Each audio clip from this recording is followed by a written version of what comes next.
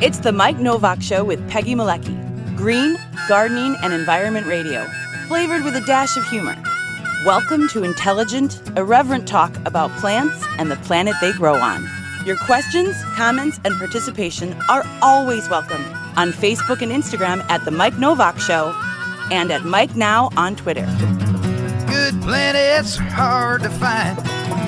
Temperate zones and tropic climes. And true currents and thriving seas. Wind blowing through breathing trees.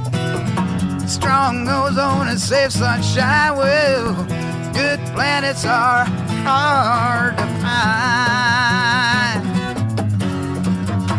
Good planets are in demand. Brought to you by Bartlett Tree Experts. Every tree needs a champion. Go to bartlett.com. Jet streams, perfect air. And here they are, Peggy Malecki and Mike Nowak. Well, good planets are in demand, right?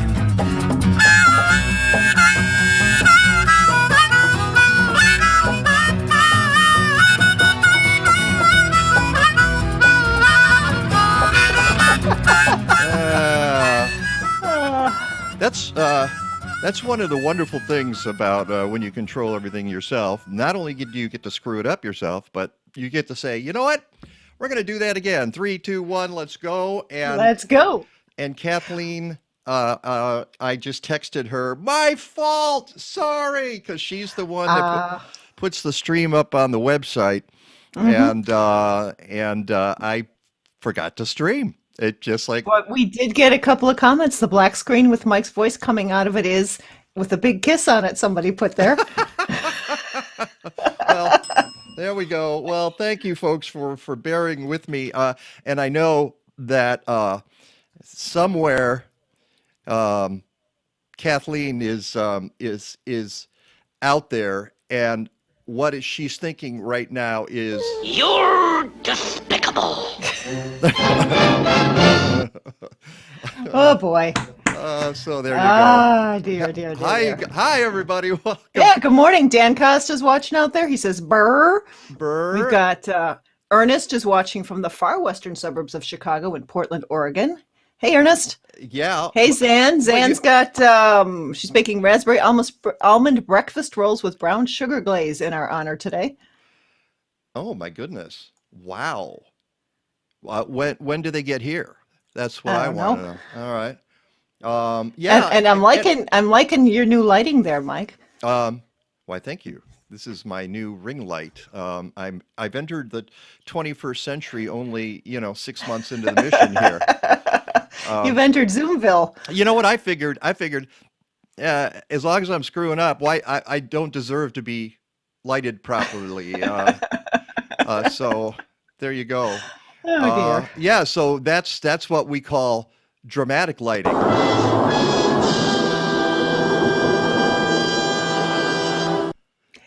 Oops, you got to come back. There we go. That's supposed to come back. I'll blame the llama. Yeah, exactly. Everything on the llama. Hey, everybody, how you doing? And Dan Costa says it's burr, but it's supposed to warm up for the next couple of days and then get cold again and then get warm again. And gee, it must be spring. Spring in Chicago. Yeah, really. Yes. It must. And we're about to lurch into April, and I lurch into all months. There's no way of just going into a month. No. I have to lurch into it. And we're very happy to have on the show today, in just a second, one of our friends from Bartlett Tree Experts, because every tree needs a champion. Go to bartlett.com.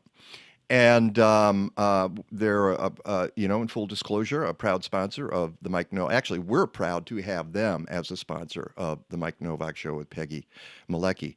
And then at 10 o'clock, Peggy and I are doing one of those things where we get the emails that come in and they stack and they stack and they stack, and we have time for only so much on the show. So every once in a while we say, you know what? let's talk about some of these issues that we see coming across. Some of them are going to overlap with Mr. DiMaio as well, because he sent us some homework as well, some really interesting stuff. So we hope you'll join in the conversation, and we hope that you folks who are interested in trees will send in your questions, whether you're on Facebook or Faceborg. Resistance is Facebook? futile. Or That is irrelevant too, by the way. and what was the Twitter? Um, I've decided Twitter is spelled Periscope. Per- All right, Periscope. On Twitter, spelled Twidder. And of course, YouTube, YEWTUBE. And that's for all the people who like their plants. YouTube. Hey, oh Skeet's watching. Oh my gosh! So you know what? So that brings it. You know that's a good point at which to bring in our guest this morning. Good morning, Evan Shorr. How are you? Morning. How are you guys? Good. You've got Skeet keeping an eye on you here this morning. So Always. better get things right. It's actually something we were talking about just before the show, which is kind of interesting because, like all businesses, Bartlett Tree Experts was affected by the pandemic over the last year. And you were talking about not having meetings together, and that's a new thing because we play your videos. I've seen the culture of the company. Peggy and I have been down to North Carolina to the Right. research facility there, which is really cool. And there's a lot of togetherness in the company. You know, you guys support each other, and that has to have been a strange thing in the past year, not to be around other arborists and talk about problems face to face. Yeah. No, I mean, everything we've done has been over Zoom. We just, we always say like safety above all else. So the most important part is keeping each other safe. Yeah. So that's kind of, so we're, that was a big deal is, we still do our safety calls and everything, but it's all over Zoom, but no one's been to the lab this year. Trying to, Yeah. They did now. yeah, Was there a trip made last year before the pandemic hit? I'm sure there was, I 'Cause I mean, know it's early. It's in March. Is when well, we well, went. that's for everyone, but usually, I would go down to training, or other of us would go on, and we haven't been able to do that for at least a year, so Yeah. if not more. So, I mean, just doing the best we can, and all whenever we bring in a new employee who does plant healthcare, they go down to the lab to learn. That's all been through Zoom. So, It's you're not. doing the best you can, right? Yeah, it's not the same. It's just not. And Yeah. and we've been there, and you see all the training. You see all the setups there for where you learn about pollarding, which is like the coolest thing. This line of trees that have all been pollarded, and the branches trimmed off, and they look like arrows Yeah. sticking out of the ground. It's kind of funny. Yeah, it's amazing. These sycamores, they do experiments there, of course, and so that's one of their experiments. How hard can these trees? And there's these sycamores that they've pulled every single year, and every year they come back. And they look amazing. It's really, I've seen them in the winter, and you're like, there's no way. And then every year they come back. It's beautiful. Like I said, it looked like an arrow sticking up out of the ground there. Yeah. And there's Scott Jameson. Good morning, Scott's Scott. there too. Good to talk to you. So when we talked about having you on the show, you wrote to us, and I put it in my blog. And by the way, folks, you can always go to my blog, MikeNowak.net, MikeNowak. If you just go to the homepage, you'll see the video that we're streaming, but you can also click right onto the blog. It says read more, and that's where you will find the information. And so you wrote to us about what happens when you come out of winter with trees, and I said it's a challenge there's challenges in spring, and I imagine a lot of people think that winter is the time for the challenges, but I think any season poses its own challenges for growing, and especially for trees, because you can maintain a tree all year round in a way you're not going to maintain a perennial that disappears on you. Right. We talked about Chicago weather too. It's all over the place. Yeah. So some of the things you mentioned, and we'll get into this. And again, folks, if you've got questions, write to us, and we'll hurl them at Evan. It's we're playing. Now, what's he done to deserve getting questions hurled at him? Bring him up. It's great. More questions. Good. Stump the shore. All right. But you mentioned some of the things that you're already seeing are browning of needles on evergreens, as well as discoloration and wilting on deciduous trees as leaves emerge. Damage to twigs and branches, cracks or splits in the bark, root issues, which may result in structural instability or tree failure, deer browsing. I don't have that issue here in the middle of the city, but do you have deer, Peggy, in your yard? Do they ever show up there? Very rarely. Very rarely. Yeah. You could, more likely to have. There's usually on the east side of Green Bay is much more. Yeah. By the way. Yeah. Every so often, there'll be a couple walking down the street, but not usually. Yeah.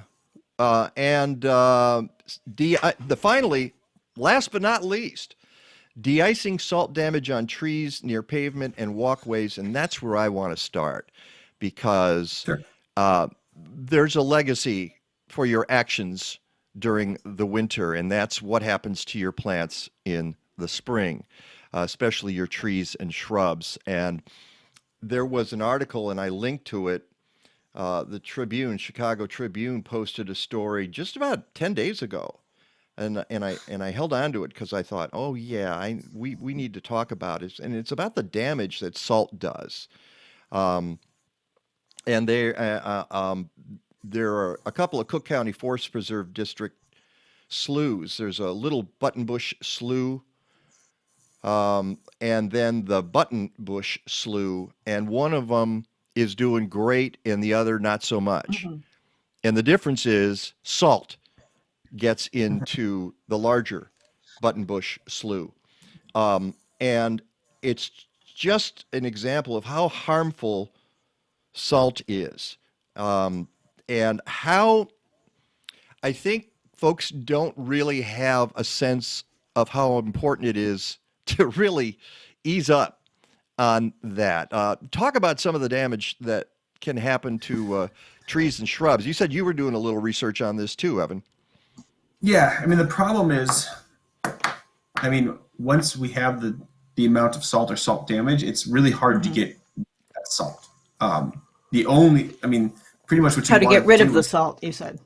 Yeah. Yep. Okay. How to get rid of it. So once you want to just flush the system as much as possible, but that means you're leaching salt into the environment.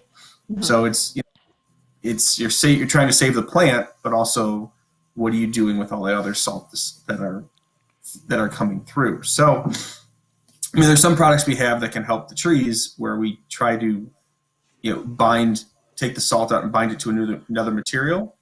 But again, and then you're just using a lot of water, which is another not always great thing, and then you're just trying to flush that system as best as possible. So a lot of times, we'll see some trees that people are asking, what's going on with my tree, what's going on with my shrubs, and you kind of assess the situation, look at their yard, and you kind of figure, well, this is where they plowed and put a lot of salt and snow. Especially this year, when we had that couple of weeks where it was just snowing 6 to 7 inches or every other day. It was, their plow companies would come put down the salt, and then they would have more snow, and then they would push the snow up, and there'd be more salt. So you're gonna see boxwoods, you'll see probably low-lying shrubs, the low-lying junipers. They're gonna have some salt damage, and it's always, you try to figure out what happened previously for this to happen.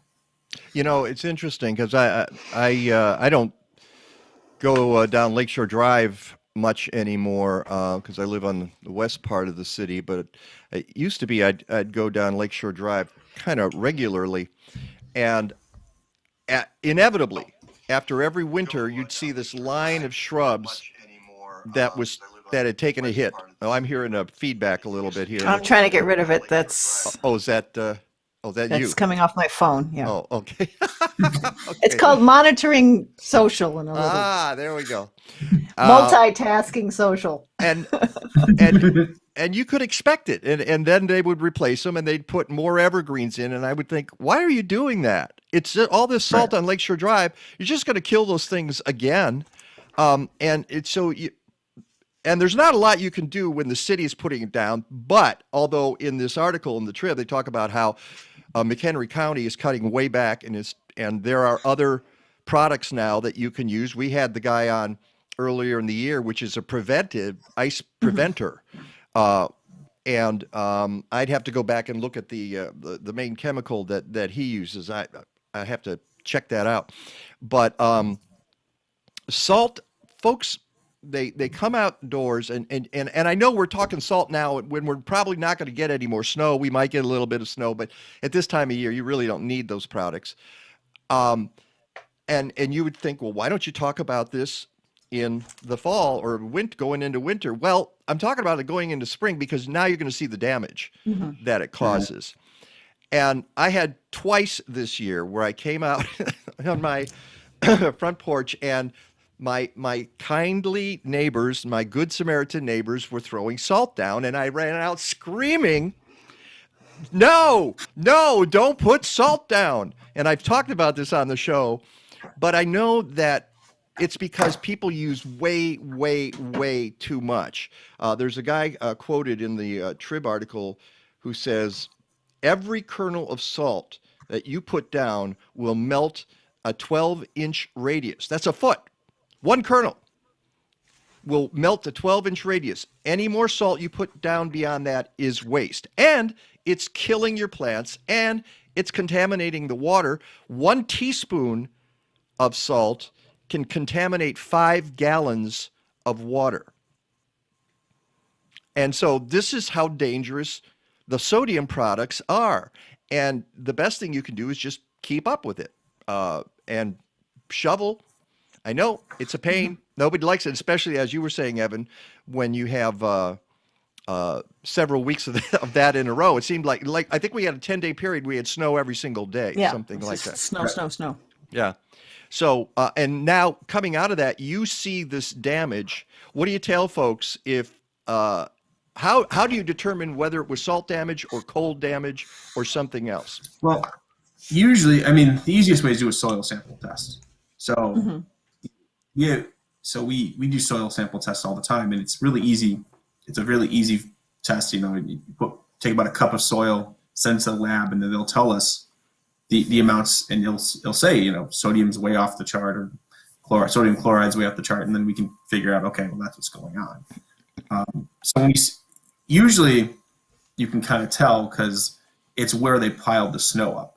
You know, you kind of start looking and kind of doing your little detective work on the property, and you're like, okay, well, it's next to the driveway, it's right next to the front stairs. This is where they were piling all the snow up. I mean, if you go to like a shopping center, you know, those islands, those trees and those islands are already stressed enough, and then you'll come and there's just 4 feet of snow piled all the way up, and you know, you're like, okay, well, those trees are going to struggle. So that's typically how you just kind of do your little detective work, figure it out, and do soil samples. And if it comes back wasn't salt, then like, okay, then we go to the next option. And you can, but that's typically how we'll figure it out. And Allison wrote, thank you, Allison. Acetate. Acetate products are the ones that the preventers. And we had Mitch Vestal, president of PlaySafe. That was the name of the company, and they have a product that they recommend, and you can get it pretty much anywhere.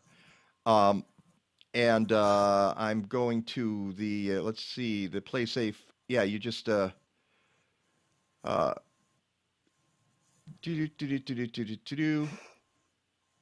just talk here for a while. Yeah, you guys. Wow, wow, this is a really interesting blog post. Who wrote this? Wow. So some radio dude. Yeah, wow. I'm going to have to watch that show sometime.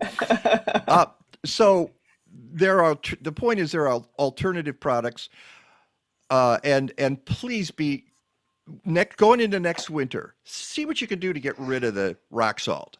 Just try, or if you use it, just cut way back. Go ahead, Evan. And put it on the We were ice, talking not about- the snow. Yeah, we're also talking is, we use sand just to kind of increase grip. You're trying to get rid of so someone doesn't get hurt. So sometimes, we're on very slick areas, we'll bring a bag of sand. And then it's very easy to clean up.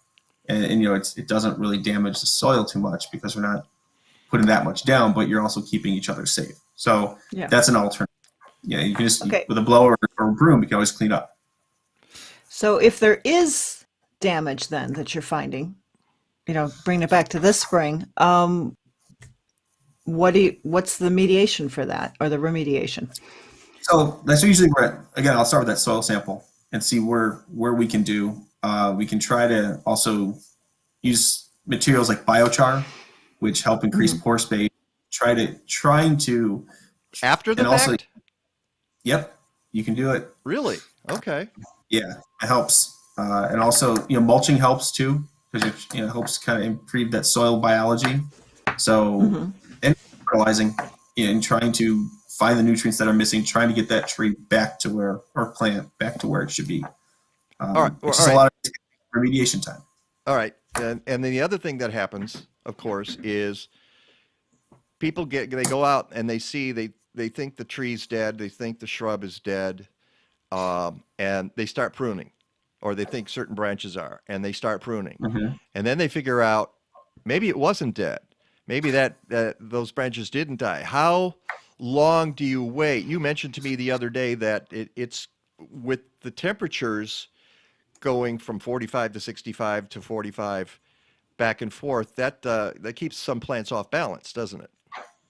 Yeah, so we don't really, so it's like we talk about being patient.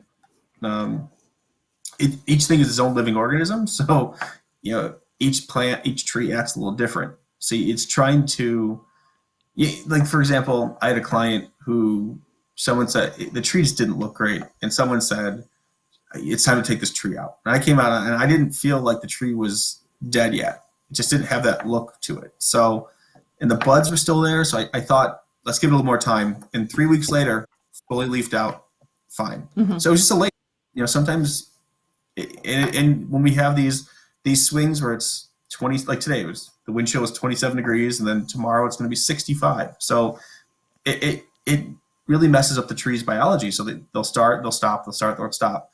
And that's why it's important, you have native trees that can deal with this kind of weather that we're having, and native plants. So it's not uncommon to have a fall, like a mid-April snow for the last 2 years. Or an ice storm. Right. Didn't we have like 4 inches of snow on April 15th, something last year, So that's not uncommon. So you just kind of got to be patient, scouting, looking to make sure the buds are still there, and then just kind of give the tree some time, or the shrub too. Well, I folks get impatient at this time of year. They think they should be, at the beginning of March, I was telling folks, be careful. Don't go walking in your garden. You're just going to compact the soil, and then you're going to pay for it all, well, maybe for years, if you're doing that. And things are better now, and I've been, doing little light work in my yard, and I'm about to plant stuff. So, but you did some pruning this week. Yeah, a little bit. Yeah, so I was nipping and tucking on some things. Speaking of something else we mentioned just before the show is some trees. We're getting to the end of the period when certain trees can be pruned in their dormancy, and then you shouldn't prune them during the active growing season. And those are, Evan? Your oaks and elms.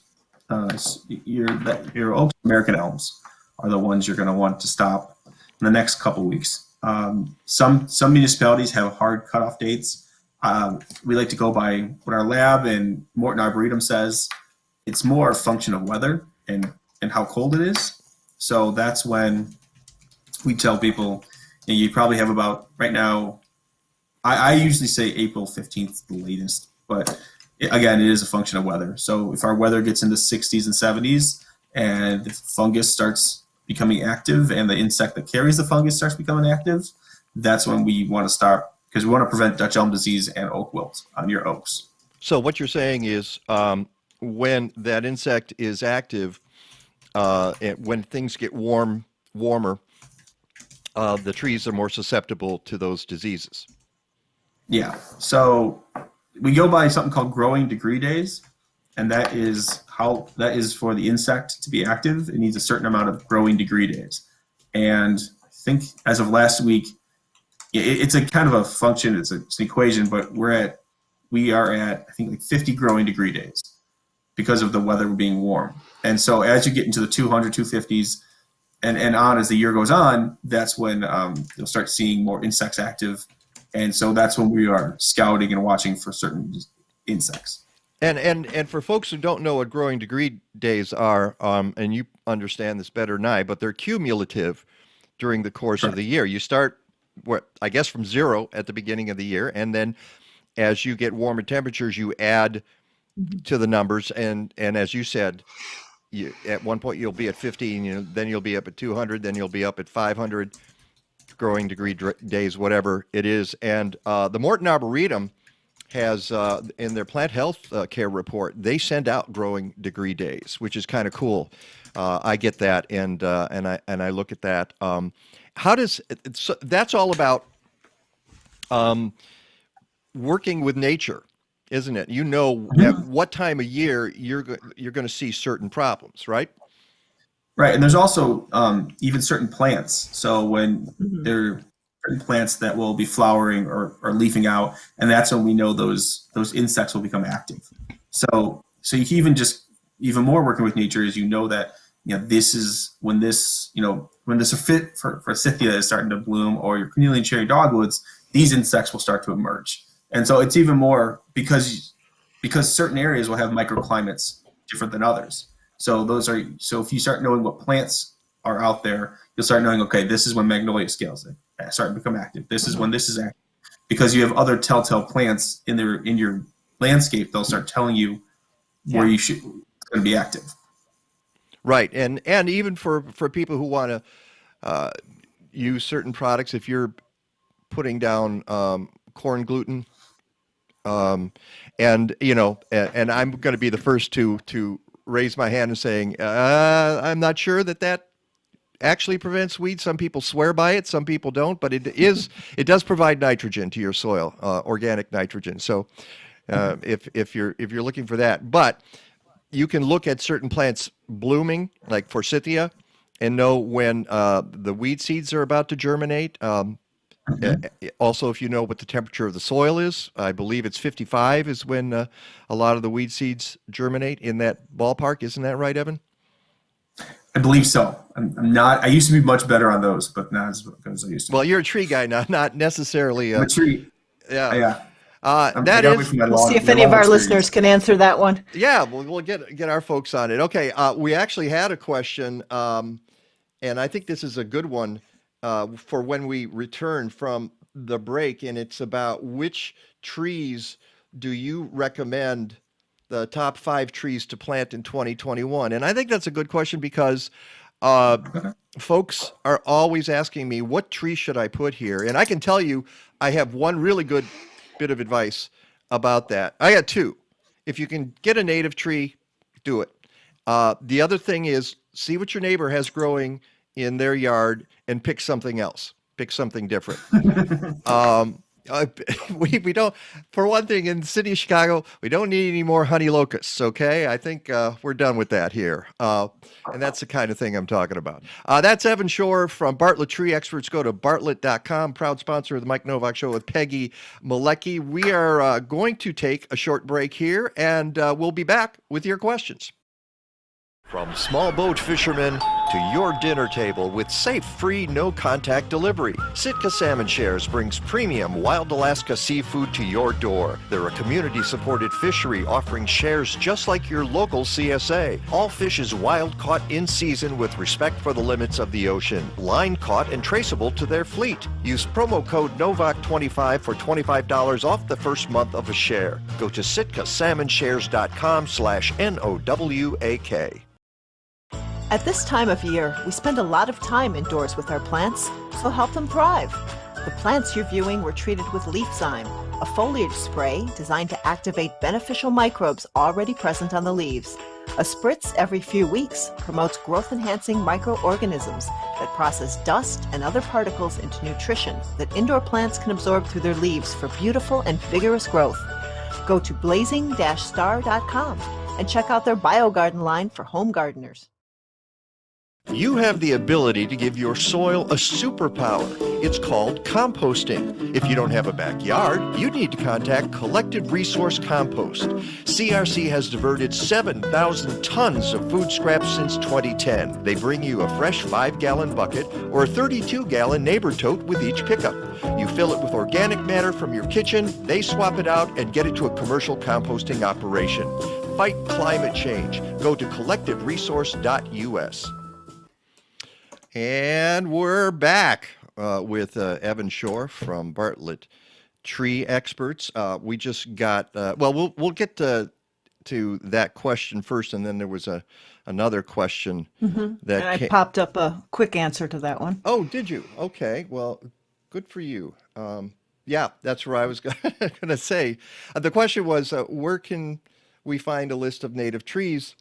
And you can go to the tree selector site at the Morton Arboretum. Great place to go. You guys, Bartlett Tree Experts, you work with the Morton Arboretum. You're a sponsor of one of the sponsors of their plant clinic. Correct. And I know that you guys do a lot of work together. So let's get to that question that folks asked. Okay, so it's kind of a tricky question. Top 5 trees. It all depends on your so I like to say right tree, right place. Yeah. So typically we've been having a lot of water issues. So if you've noticed, precipitation over the last 10 to 15 years is almost up 10 inches a year here. So that's crazy. Those it's are crazy. Yeah, because except for the drought that we're in right now. But other than that, well, but so here's our cycle is going. It goes starting like April till June. We just get water every other day, and then we don't have water till maybe September, October. So it's really stressful on the trees. But a big problem is with people in urban settings regrading. So everyone's trying to go up, and you have the back of people's properties is always flooded. So it's important to pick the correct type of tree that can be in that space. So if you're on a higher area, I always recommend doing your white oaks, your red oaks. Hills oak is really pretty because they have that nice red color. But if you're kind of in a lower area, where bald cypresses are one of my favorite trees. They're deciduous evergreen. So they're an evergreen that loses its needles in the winter. But they are native. If you've ever been down to Shawnee National Park, they are the ones that are sometimes 700, 8 years old. So they're really pretty. Other ones I like, Cornelian cherry dogwoods. Those are the ones they're almost shrub / tree form. They're good ornamental. They can live. They have those yellow colors flowers. And then also I'm a big fan of the water tupelo or black tupelo. Again, those can deal with water stresses. And then if you do have an oak, if you want an oak in this kind of a wet area, swamp white oaks do really well. We've seen a lot of those being successful with dealing with they can deal with their roots being a little more wet.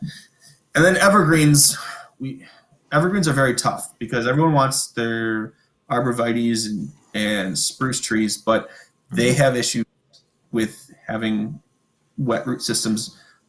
And also people with these ice storms that happened in the last few months, you see a lot of arborvitaes that just broke off, and people's hedges are messed up. So junipers are a little sturdier, and they're a little more hardy, and they can grow here really well. So if you're looking for an evergreen, they're not as pretty, but they are hardier, and I'm a big fan of the junipers. Okay, I had a juniper up here in my backyard. A bird pooped out a seed, and I let it grow for a while, and for like 9 years or something like that. And then I cut it down and used it as a Christmas tree. And then I found out that, I thought, I'm brilliant. I came up with this idea, and then I found out people in the South do this all the time. This is exactly how they get their Christmas trees. By the way, let me pop this in here while you were mentioning those trees. I found this photo, and I'll get rid of our photos here. Your yard. This is in my yard. I have a Cornus mass, a cornelian cherry dogwood. Now, it is not a native, but it is beautiful. And as you can see, it's one of the earliest bloomers. It's a harbinger of spring, and it produces the berries, these dark red berries, which, if you've ever tried to eat one, they're really tart. They're sour, but the birds love them. I think the squirrels eat them too, if I'm not mistaken. But it's a very, very cool plant. So another ornamental that it's becoming more successful is red buds. They have they'll have a purple little flower. As the temperature is warm, because they were more of a central Illinois, central Indiana kind of tree. They are kind of moving up and doing what we're doing, because we're not having these deep freezes like we used to, because this is the kind of top of their range. But red buds have become, and they're a really good understory. They do really well as an understory tree. It's interesting. Back in the day, a number of years ago, I learned from, I wasn't the only landscaper who said this, but the nickname I was told for red buds is dead buds. And why is that, Evan? This is the top of their range. Yeah. So if they can have issues where they just don't come back, they can have a deep freeze, they just don't come back. But again, if they're well protected and they're an understory, they've been fairly successful lately, and you can start seeing them popping up naturally in our forests, in the forest preserves. Yeah, I talked to an independent garden center owner several years ago who had a bunch of red buds in the area of his business. And he said, look at how many of those original trunks you see. Almost none. A lot of them die back, and then they resprout. I call it pulling a Lazarus on you, where it dies back to the ground, and then next year it comes back, and the tree can do that over a number of cycles, can't it? Mm-hmm. Yeah. So it's stick with it. I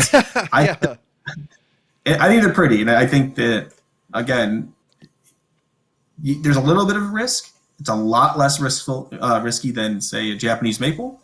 So if you're looking for smaller ornamental, that is, and you can deal with a little bit of risk, those are decent plants. But that Marta Keene, who's listening, hi Marta, says she's got 2 along the Fox River, and they're wonderful. And some parts, Cornelian cherry is starting to open now too. And some people do really well with them. I couldn't keep it alive in my backyard. The redwood I had. I'm sorry, not redwood. The red bud. Red bud. But if you planted it now, it might do better. I mean, you're looking a few years back. Yeah, that's Different true. Winter. I might try it again if I had room for another tree in my yard. But now there's always room for another tree. I want to get back though real quickly to the plant you mentioned, the bald cypress. Isn't this also the top of its range up here? Yes, but they're a little more hardy. So we've had a lot of success with bald cypresses. Now, you got to understand with bald cypresses that they're not a great center of the yard tree, because they form something, they call them knees, and they're like, look, their roots kind of come up and they form these almost like bumps. So they're more of the backyard where it's a wet, swampy area.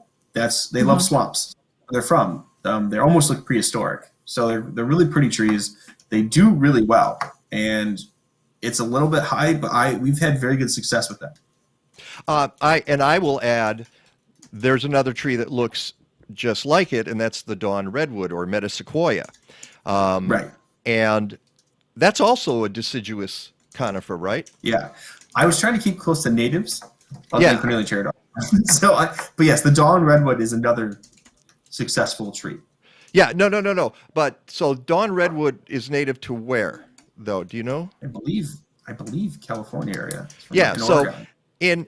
if you're talking North American native, yeah, there you go. If you're talking But Midwest, no. Midwest, no, not so much. And they're very similar trees. From what I understand, the difference between the way you tell them is one has alternate branches and the other has opposite branches. And I can't remember which is which. Do you? So bald cypress is ABC, alternate bald cypress, and dawn redwood is opposite.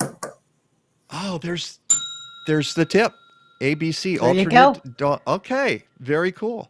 Hey, Alternate bald cypress. I'm going to go look. There are some in the Parkway in Logan Square, and they're beautiful. I mean, when they lose their leaves, or when the leaves turn in the fall, or the needles, I guess you would call them. What would be the exact term? Needles. Needles. Okay, so the needles turn, and it just, the whole tree takes on this bronze tone, which is just so beautiful. Now I'm going to go to Logan now that I know the trick, and figure out. I could have looked it up too. I'll figure out which trees those are, whether they're dawn redwoods or bald cypresses. But there's a number of them there, and they're really fantastic. Now, Dan says dawn redwood is native to Western China. Oh. Well, there we go. There we go. Dan's out. He's a good guy. I love it when he comes up with his help for the show. Let's go to the other thing we started talking about. We got on the subject of salt, but what about cracks or splits in bark if you're coming out of the winter? How concerned should you be about that? Usually depends on the age of the tree. So we call them frost, and it's usually on the south and eastern exposure. I'm sorry, you dropped out just a second. You call it what? Frost cracking. Okay. So it's when that freeze and thaw is happening, and it's expanding and contracting, and it can become a structural issue. So like newly planted maples, you'll see that happens quite a bit. You'll see these little frost cracks or frost fissures. Sycamores, London plane trees get a lot. Kind of your smoother bark trees will get it. So it's something, if sometimes, if the tree's young enough, they'll heal up and be fine. So it is something to have looked at, because sometimes, there's one where I literally could put my hand into it, and then it would kind of close up, it would open up and close up, and it's something it can be a structural issue going with the tree going forward. So it's something to watch for. All right. So there's no hard and fast rule about what problem you have. You have an arborist take a look. That's what I would say. I would suggest they go to Bartlett.com and get an arborist. But let me say this now, though. Yes. Let me say this, as I always say when you guys are on the show, because some people listening to the show don't have a Bartlett office near them.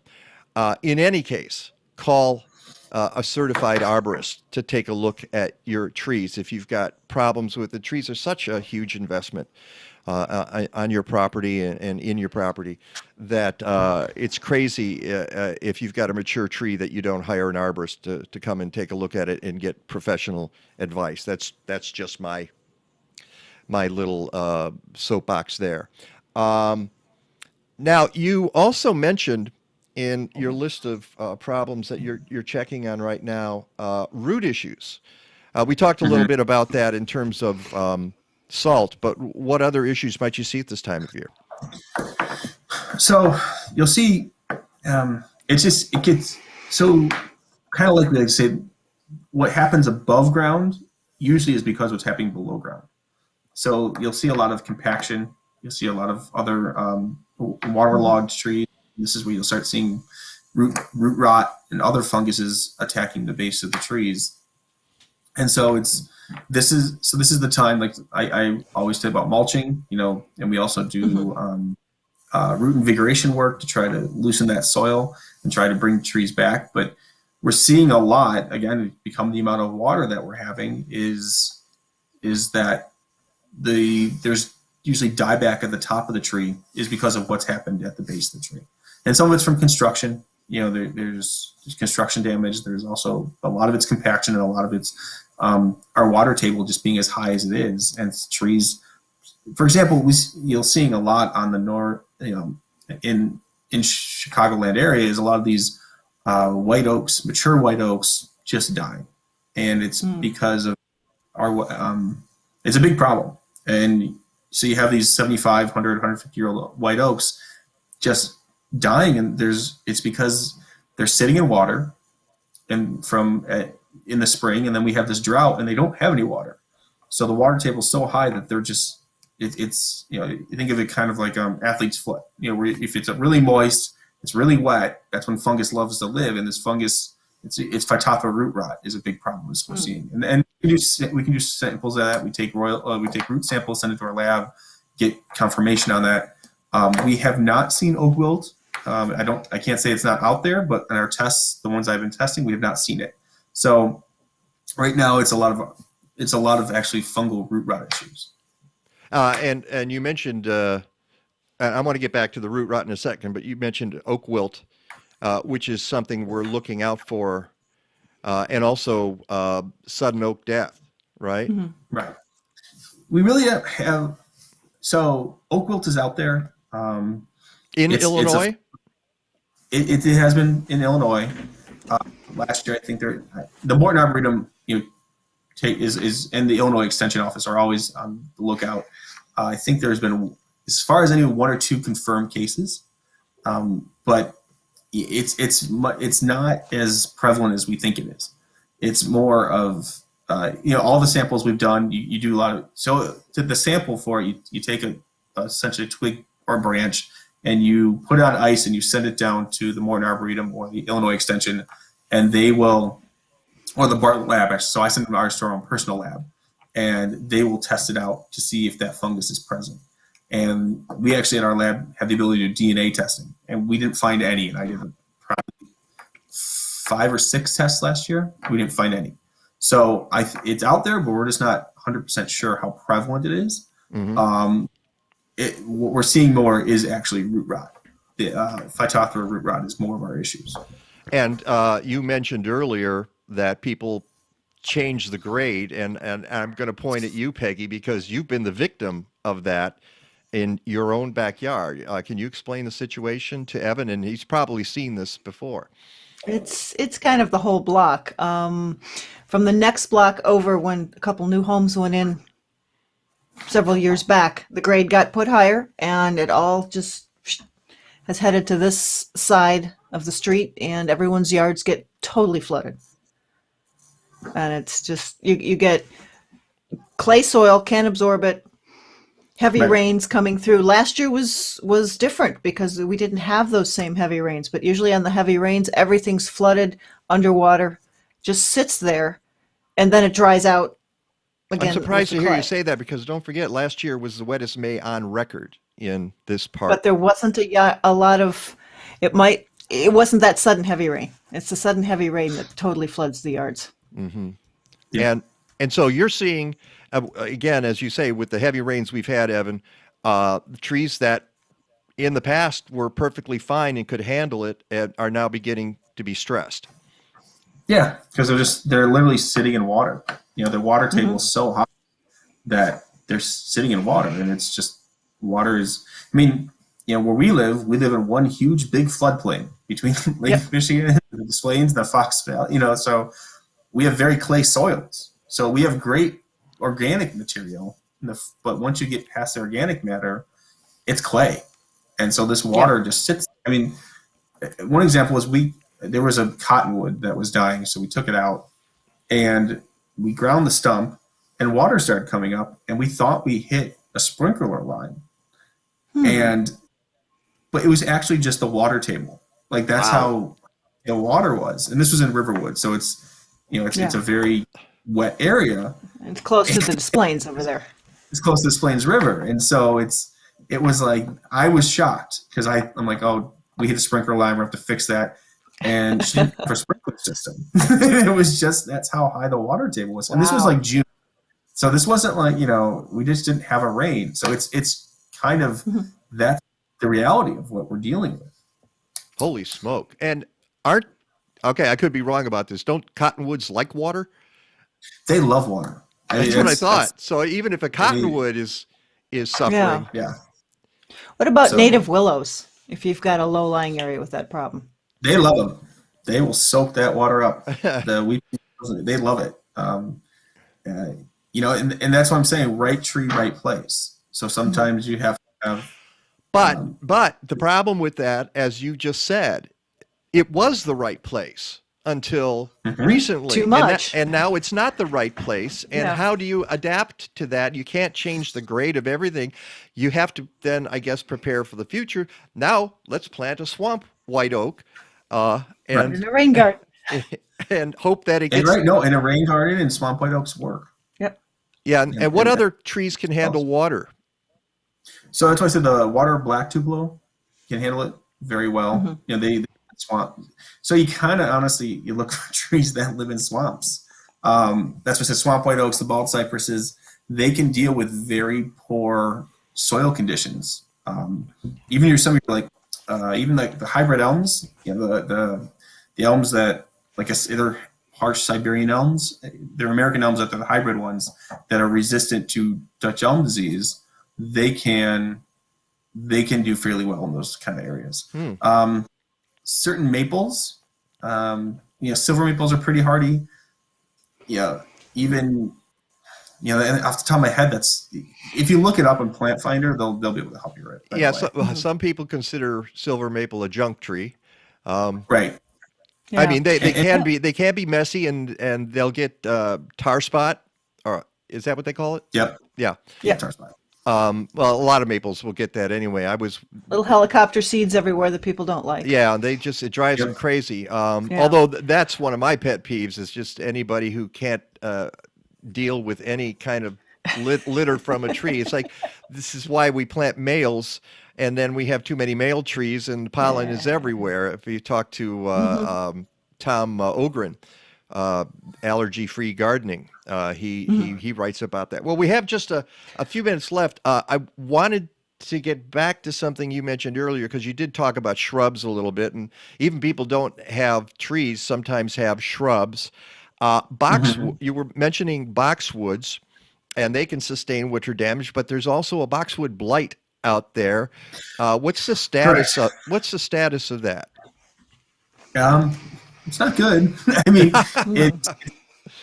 forget the boxwoods. I mean, boxwoods, if you they're beautiful. When you have a beautiful boxwood hedge, we have very few evergreens, so they can keep your property looking nice all year round. The problem is boxwoods are a plant that has a lot of diseases, and the boxwood blight is a fungal disease that can go from one. It's a very their spores are very sticky, so they can. So when you have sprinkler systems, they can spread those spores all over the hedge. And so once one gets them, it goes kind of quick. And so there's a couple options: removing the infected ones, but also doing a treatment program, a preventative treatment program, which we've been doing successfully for. So this has been happening on the East Coast for years. And so they've been have very successful treatment programs that, even if you have it, you can trim it out, prevent it, and let it come back. And it's using fungicides. And it's if you want to keep that hedge, you're going to have to use fungicides, or like I said, you might have to do a different plant. But it's been successful. It's usually 5 or 6 treatments. I mean, it's fairly invasive, but if you have 1,000 boxwoods, it might be worth it for you. Yeah. On the other hand, you might want to try a different plant. Right. People love their boxwoods. I can remember back when I was at Gargantua Radio down the dial, I got asked to be a judge in the Dearborn Garden Walk when they did that. They don't do that anymore. But so we were judging a bunch of gardens. I swear every single garden had boxwoods. That's what you grew in that part of the city. All boxwood hedges. and I All just trimmed. all trimmed within an inch of their lives. Too. See, and I have a boxwood in my yard, and I'm embarrassed to say I don't remember the variety. I got it from back when the Midwest. Remember when the mayor did the one garden show out Yep. in Grant Park, and it rained Yep. the whole week before, and everything turned to mud. So they never did it again. I can remember the opening night gala indoors, 45 degrees, moisture dripping from the ceiling onto women in black gowns. There was a line to the bathroom, not because they needed to go to the bathroom, because it was the only place that was warm. And people wanted to just get warm for a few minutes. That was the strangest thing. I rescued a couple of boxwoods from there, and one of them is in my backyard in the corner, and it's 6 feet tall now. And I don't trim it, except I don't shear it. Let me put it this way. Right. Every now It's and not then, a topiary. right. I remove some branches, usually in December, or not December, in November, to create my evergreen container in the front of my house. I have another evergreen, and I just get my own greens. But other than that, I just let it go, and it's gorgeous. And it's not sheared, and it's not any kind of shape. It's just however it wants to grow. And this summer, when I had 10,000 sparrows in the backyard, they all seemed to live in that shrub because it was still green. It still had shelter. And it served a wonderful purpose for them. Yeah. So even a boxwood you can let grow. So it's And as that's Scott an actual- comments, mix it up with many different types of boxwoods. Don't just use one. Yeah, that's the other thing. There's many different varieties of boxwoods. What were you going to say there, though, Evan? Oh yeah, no, I mean they're nice plants, but the shearing, if you hand prune them too, that helps. Open That's what I do. Yeah. If I'm going to take some branches off. Right. Yeah. It's the tight shearing, which people like that English kind of garden look. But what you're doing at that point is you're just allowing that, and then you're also transporting that fungus all around. So it's important that you mix it up. Oh, and by the way, that plant does not have a lick of disease ever. I've not had it, and I don't know if it's a variety. There are varieties, I would assume, that are not susceptible. Yeah, there's more resistant varieties, but also because you allow it not to be in a hedge, you allow it to grow and grow out by itself. It's much more successful. And get air. It's right. And 10,000 sparrows live in it. So, and I'm finding out from Kathleen that there are many different kinds of sparrows. So this is what I've learned over the winter. Okay, in about a minute that we have left, what advice can you give to folks as we move into spring? We've hit a lot of things, but what is it that's foremost in your mind when you get to a property? I mean, mostly right now, I want to be looking for. This is also a good time to do some pruning. You still have time to do some dormant pruning. Also, you want to start getting set up for the year with what kind of plant healthcare programs you want to put together. This is when you're going to want to look for your broken branches. If you want to do any sort of shaping or opening up of canopies, this is now a good time to do that. So you can also now see if there's any also diseases that you weren't able to see last year because there's no leaves on the trees. So sometimes you're able to see certain scale insects a little easier, and you can kind of do remediation before the infestation gets too big. So now is the time to kind of have an arborist come out. Even though there's no leaves on the trees, this is also a great time for us because we're not walking through 3 feet of snow trying to find your trees. We're able to see issues, that before you can kind of catch them before they get to, like, for example, magnolia scale was really bad last year. Now we can actually do a dormant oil, kind of help bring that, and then get you on a program so you don't have that gross sap all over your brand new patio that you can't use it for 2 months. And now is the time to kind of start doing some remediation. Zan says, Mike, we're going to put "He used to be at Gargantual Radio down the dial" on your gravestone. Thank you. Okay. That's how I want to be identified. Well, okay. she's thinking of you, I guess. Yeah, I know. Thank you so much, Evan. There was something else that just popped into my head, and that made it fly. We're out of time. I was going to ask what the season looks like for viburnum beetles this year. That's going to be a bad one. Oh, really? Yeah, that's something that's another one you want to scout for, because last year was bad. I even had them on my. They love arrowwood viburnums, so the smooth leaf viburnums, and it's getting progressively worse. So that's something to scout for. Okay, that's good. And also, I'm going to look. I remember what I was going to say is I'm going to start looking to see which plants got zapped by those 2 weeks of ridiculous cold. I got a feeling I might have lost some buds on some of my, I'm going to look at my hydrangea. I have a blue billow and I have a oak leaf hydrangea, and there's a tiny little azalea Herbert. But it got buried in the snow, so I'm thinking that it probably got through it. Here in the city, we had so much snow that some of the smaller plants got protected from the cold. But people out away from the lake here who didn't get all that snow might have to deal with some of that cold coming into the spring. Yeah, we were pretty lucky. The soil didn't really freeze. There was the snow on top insulated quite a bit of. So I'm not going to have as much root damage as we did a few years ago when we had that really bad polar vortex. But we'll see. Yeah, we'll see. All right, Evan Shorr, and we also didn't mention you're from the Northbrook office, so you're Peggy's arborist, and there are 4 offices around the Chicago area and in many states.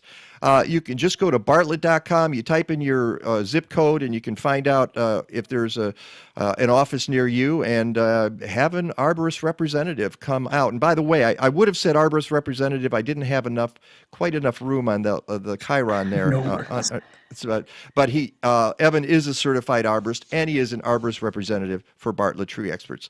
It's great seeing you. Hope we see you soon, Evan. Thank you, guys. Have a great Sunday. You too. All right. It's the Mike Nowak Show with Peggy Malecki. When we come back, Peggy and I discuss a few things that you might find interesting. The best thing about my job is the excitement of waking up every morning just wondering what the challenges are going to be that day. So how do you like my office? We lead with safety. It's the first thing that I think about when I wake up. It's the last thing I think about when I go to bed. We've got a number of employees in the office, myself included, who've been around for 10, 15 plus years. So people enjoy working for the company. Staff retention's a thing that we're very, very keen on. It's no secret that the world of arboriculture is a male-dominated industry, but there is a fearless group of women out there that are determined to change that, and I'm really proud to be one of those women.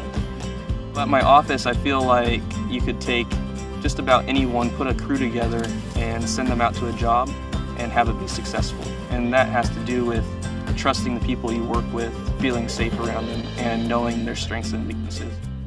One of the proudest moments working with Bartlett for me was being the first to do training in a Spanish class.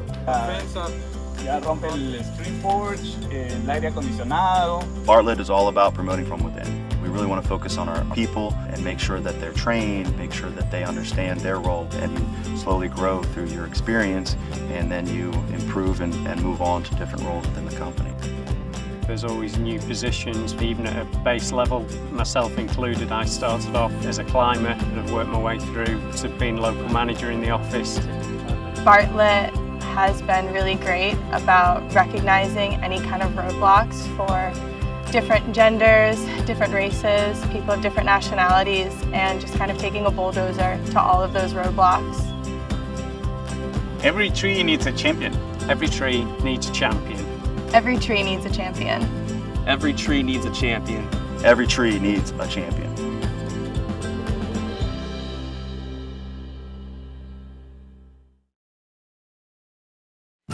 Welcome to the Mike Nowak Show with Peggy Malecki. Green, gardening, and environment radio with just a soupçon of humor. Or is that a dash? Brought to you by Bartlett Tree Experts. Every tree needs a champion. Go to Bartlett.com. Here they are again, Peggy Malecki and Mike Nowak. All I need is good food to eat and make me healthy, wealthy, wide awake. Lettuce, tomatoes, rooted bacon. What about those sweet potatoes? All I need is good food to eat. All I need is good food to eat. All I need is good tools to make. What? No. What? And you just cut the music off. I forgot to set that parameter there on the. All right. All I need is good. What's the last thing I heard? It's like. Oh Alan, boy. Alan. Yeah. I don't know what's wrong with me today. Okay, let's do that. Not then. enough coffee. Alan! All right, there we go. Did you refill your coffee? No, I didn't. I probably should have. I should have refilled my coffee. And remember when I was yelling at my neighbors about putting salt down on You were running out the front door, rushing at them? and saying this? Oh, that wasn't a bit nice. You have made me very angry. Very angry indeed. So there you go.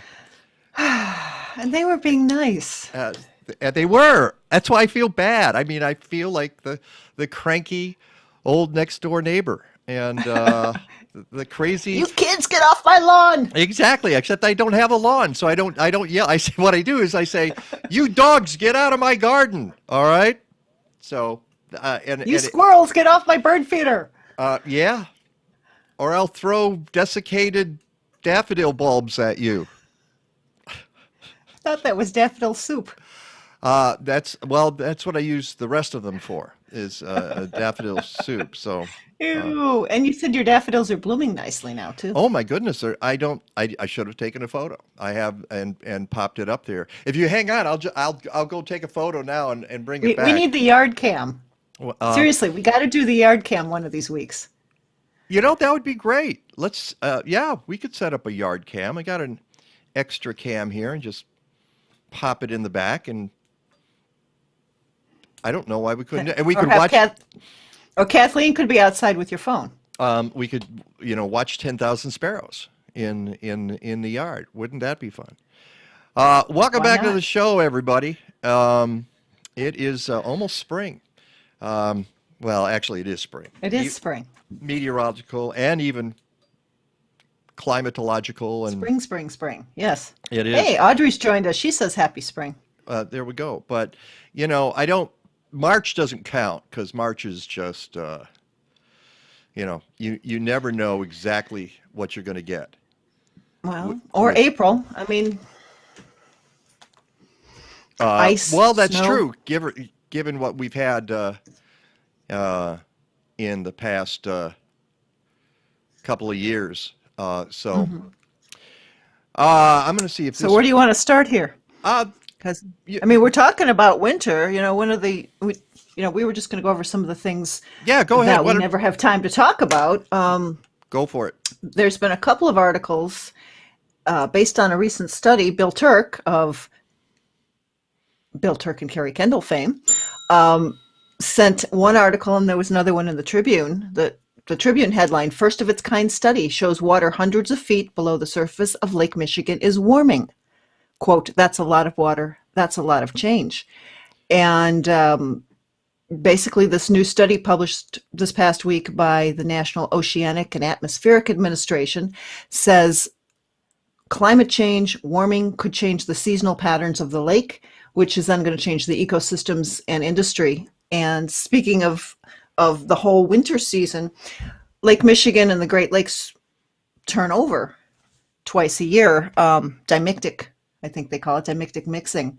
And based on warming, they're finding that the temperatures are getting warmer way deep in the lake, and that could change it to a once-a-year cycle instead of a twice-a-year cycle. Wow. And it's kind of scary when you read these studies of just how much the change is affecting. And it's going to affect the fish and everything else down there. But what they did was they've been studying for 30 years with temperature sensors in the Great Lakes. And they've got 30 years worth of data. That it's not just. And I'm looking at myself really big. Yeah, you are, because that's the way I said it. I can go back there. Okay. We can Oh, pop thank that you. back. Sure. No, come on. It's like you never get to take stage here, so I figured I would just do that. Yeah, it's Project Planet's got another great coverage of it off of CNN Weather. Winter is vanishing from the deep waters of Lake Michigan. That's the thing. That study is the one that sort of. Yeah, that's the same study. Yeah. But there was also another one that ABC did, and it's kind of related. And actually, this is sort of Rick DiMaio territory. Yeah, because it. Go ahead. I was just I going was to going say to say it's. Okay, you go. No, it's just real quick where Rick DiMaio comes in. How we've talked about lack of ice coverage on the lake, and how that's affecting our lake effect snows. Right, and. This story from ABC, powerful gusts linked to global warming are damaging water quality and creating a hazard for fish in Lake Erie and perhaps elsewhere in the Great Lakes, according to researchers. Extremely high winds occasionally churn up deep water with low oxygen and high levels of phosphorus in Erie's Central Basin and shove it into the shallower western section, creating a hazard for fish and insects on which they feed. And those events, according to this story, have happened more frequently since 1980, and particularly in recent years. The University of Guelph said in a paper published in the journal Nature Scientific Reports. Yeah. So that's kind of connected to that too. I mean, with the deeper waters, the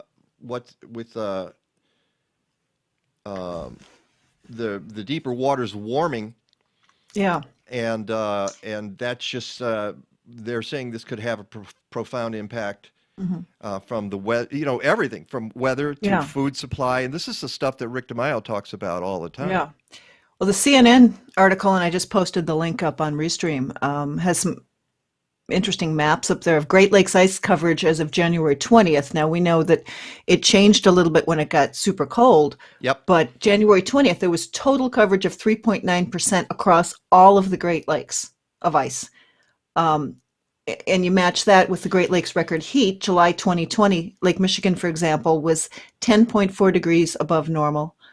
Lake Superior was 5.9 degrees above normal last July, with Huron at 9.6, Erie at 7.3, and Ontario at 9.7. So the surface temperature never really cooled down, which is also affecting that dimictic cycle of mixing because the water's warmer. Mm-hmm. So it shows you it's not just the oceans that are being affected by this. The Great Lakes are obviously large enough to be changing as well due to climate change. We'll have to bring this up a little bit with Rick when he's here. Another thing that just came across my desk the other day, and I want to. We need to get that APUPI sound behind us. I used to back in the day when I first started in radio. I was at WWJ Radio in Detroit. And I was in news. I was the desk editor. What I did at WNUR when I was in college. Oh, there you go. And this was the CBS affiliate in Detroit, much like BBM is here in Chicago. And we had those old machines then, and they would be going chung chung chung chung chung chung chung. And then if you had, it would ding according to, and to how the importance of the story. So I can remember I'm there on a Saturday afternoon one day, and I hear, and it's like a 5-dinger. I went, uh-oh, a 5-dinger. What happened? And Elvis was dead. That was Elvis had left the building. Elvis, very good, thank you. And it just makes me wish that that this guy was saying Elvis. Alan! Elvis! Elvis! Yeah, so I had a couple of 5-dingers there, but that was the biggest one. We need those sound effects. I'll have to look for those. I can get those. That's We have the technology to do that. So the other thing I wanted to bring up was something that I was alerted to via Green Talks, and they're part of Ball Publishing, and they have all these different publications and newsletters that come out. We've had, and I'm blanking on his name, the guy from Grower Talks. Chris Beatty. Thank you. Chris Beatty from Grower Talks. And so I was looking at Green Talks, and this is where I first found out about this, that there was a court case recently, and this is something we talked about on the show at the beginning of the year. And it was about what's organic, what constitutes organics, USDA organics, and if you recall, and why some of the alternate labels are coming out. Right, and like the Real Organic Project, and they have their own label, Real Organic, which they attached on top of the USDA label. And Ariel Pressman from Real Organic Project joined us back in January as one of the first shows of the year. And it was the first show of the year, as a matter of fact. And so I was kind of interested when I saw the court case just the other day. The U.S. District Court in San Francisco ruled this week that the USDA was correct in certifying organic hydroponic operations as eligible for the National Organic Program. And this is a big deal because people like the Real Organic Project and others feel that hydroponics is not organic. There's no soil. There's no soil. So you don't have that biology in there. And in a rulemaking petition, the plaintiff was Center for Food Safety, asked the United States Department of Agriculture to prohibit the organic certification of hydroponic production systems. USDA declined the request. CFS now seeks a review of the USDA's denial letter. As set forth in detail below, defendant's motion for summary judgment is granted and plaintiff's corresponding motion is denied because USDA's denial of the rulemaking petition reasonably concluded the applicable statutory scheme does not exclude hydroponics from the organic program. It sounds just like legalese to me. Yeah. You know, it's, and you know that I assume there's going to be an appeal to this, and it's still, I know those organizations, in fact, this might be a reason to get the people from the Real Organic Project back on the show and get their response to this. Yeah, So, hydroponic systems are nowhere explicitly prohibited, quote unquote. yeah, and it seems to be, I don't know, it sounds like it's just dodging the question. Is it really organic if you don't Who's have paying them off? the biology? If you don't have the biology involved, Yeah. how is it organic? I don't know. So that is something that is going to be We need to something go revisit that one. we will absolutely revisit that. That court ruling just came out a few days ago. Unless you've got something else, I'm looking for. Well, I've got the Clean Energy Jobs Act, which we've talked about, right. as well as the Path to 100 Act. Both of those, this is as of March 17th. The Illinois House Energy and Environment Committee advanced both of the energy bills that would overhaul the state's energy industry to the House floor. So they are being supported by local rep Curtis J. Tarver. And both of those bills would increase the cap on energy bills, provide more green jobs in the state, develop renewable energy sources such as wind turbines and solar power, commit Illinois to cutting carbon from the power sector by 2030, reduce pollution from gas and diesel by electrifying the transportation sector, and create jobs and economic opportunity across the state, and address a lot of social justice issues as well. And we've had Lisa Albright's been on the show about that, and Albrecht, I'm sorry, from Albright. From Albright. There we go. So that's moving forward. And we learned in the past week, I believe, about the Right to Garden bill. From Nicole. Yeah. Now that one got through the House committee, 7-1 vote, and it moved forward. However, it looks like the Senate in the General Assembly of Illinois is going to be a tougher nut to crack. So at the moment, they've pulled that bill until things are more favorable. See, this is the blowback from the Municipal League in the state of Illinois. As you know, this bill that Nicole Virgil from Elmhurst is trying to get passed it's called it's not called Right to Garden anymore. It was in the other version, but it protects people's right to grow vegetables in their backyard, and that's because has been denied the opportunity to do that with a hoop house in her backyard in Elmhurst. So right now that bill is on hold, and will it get through this the session of the General Assembly this year? Don't know. It's kind of hard to say at the moment. Somebody just asked, and I'm not sure the answer on this, isn't there organic for stuff in the fluids used in hydroponics? That's a really good question. I don't know. I don't have the answer to that, and that's why we need to research this more and have some of those folks on. Ask them that question. Okay, how does that work? But I will say something about soil is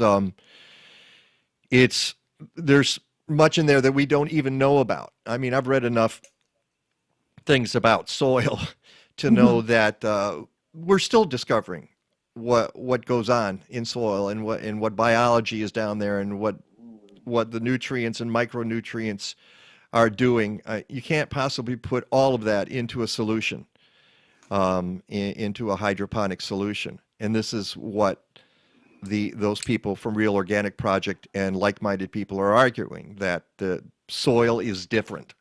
Yes. And it's different. So, and speaking of soil and as growth, Jeannie says, soil is alive, says Jeannie. Yeah, it is. Well, there's a ton of biology in healthy soil, as we know. And the something else that came across the desk.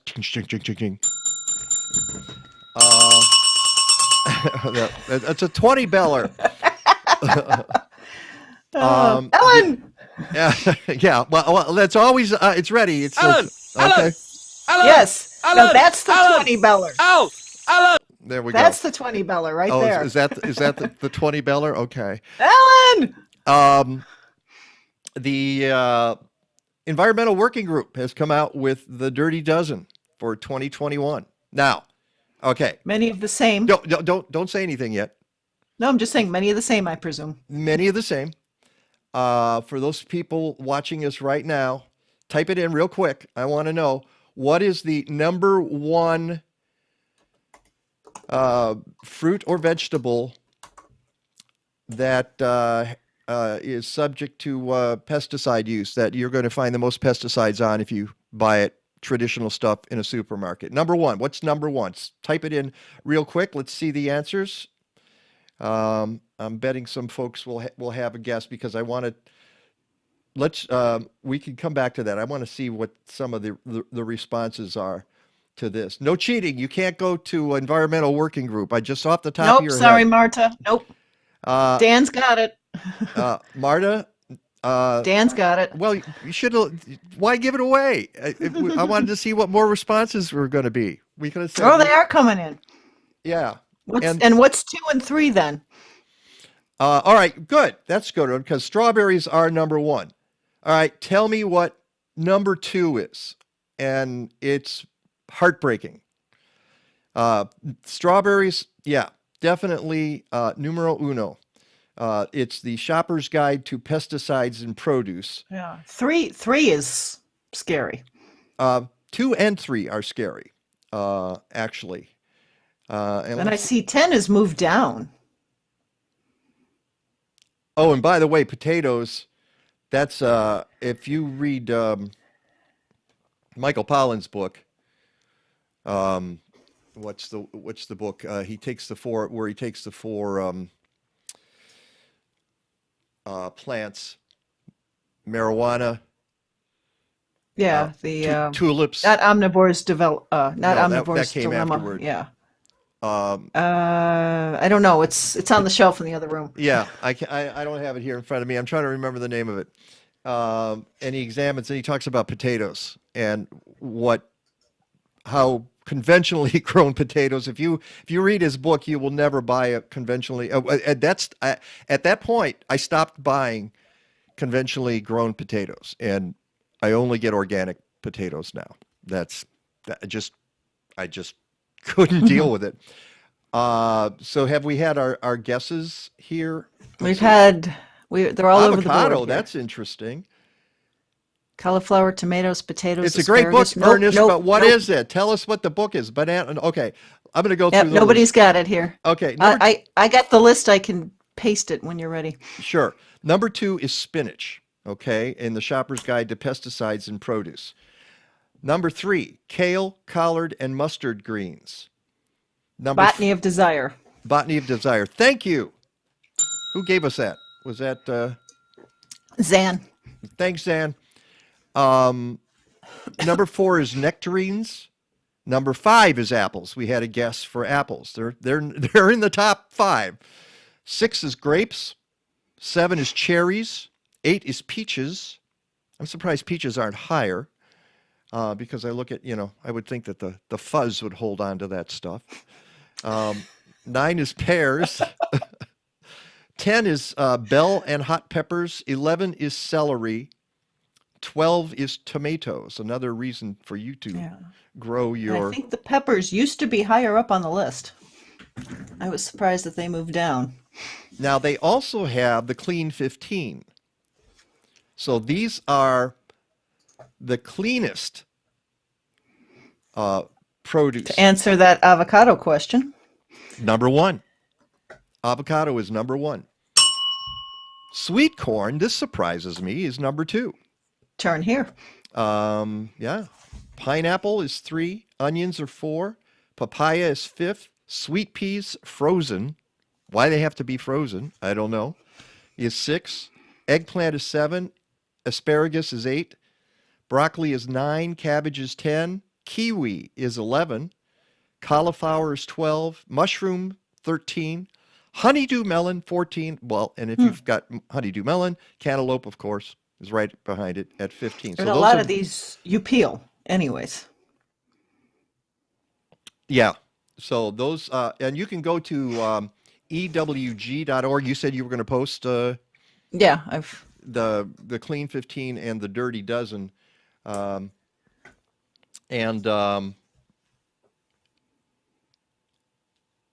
can get their guide, a downloadable version of the Clean 15 and Dirty Dozen list so that you can take it with you. Stick it in your pocket. Take it with you to the store. Memorize it. All you need to Grow know it is yourself. Strawberries. All you need to know is strawberries. Well, the good thing on having that list is people can't always buy everything organic or find everything organic, and it's a really good guide of if you're only going to buy some things organic, these are the things that you want to focus on. Right. Last thing I've got, unless you've got, because we're going to have to break and get Rick in here. We're going to have to get Rick here, yeah. Yeah. The last thing I have that I saw, and I have a personal connection to this because I had a home out in the Pacific Northwest for 17 years.